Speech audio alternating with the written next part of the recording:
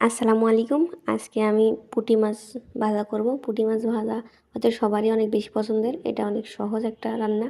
প্রথমে মাছগুলোকে ভালোভাবে পরিষ্কার করে ধুয়ে নিয়ে দিয়ে দিতে হবে পরিমাণ মতো লবণ, হাফ চামচ পরিমাণ হলুদ গুঁড়া এবং সামান্য মরিচ গুঁড়া, লাল মরিচ গুঁড়া। আর আমি এখানে বাটা মশলাও দিয়েছি। অনেকে বাটা মশলা নাও দেন, আর দিলেও সমস্যা নেই, না দিলেও সমস্যা নেই।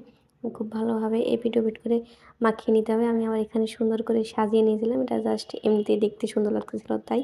এখন কড়াইতে পর্যাপ্ত পরিমাণ সরিষার তেল দিয়ে তেল গরম হওয়ার পরে এক এক করে আমি মাছগুলা খুব সাবধানতার সাথে কড়াইতে দিয়ে দেব।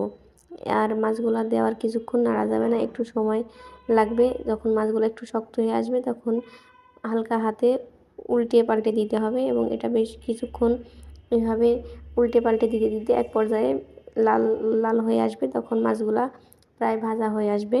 তো এভাবে নেড়ে দিতে দিতে এখন আমার মাছগুলো প্রায় ভাজা হয়ে আসছে। এই পর্যায়ে আমি উল্টে পাল্টে দিচ্ছি এবং হয়ে গেছে। এখন আমি একটা বাটিতে উঠাই নিচ্ছি। এভাবে পুঁটি মাছ ভাজা খাইতে যে কী মজা, যারা খাইছি আমরা তারা তো অবশ্যই জানি, আর যারা খাননি তারা অবশ্যই খাবেন। ধন্যবাদ সবাইকে। আল্লাহ হাফেজ।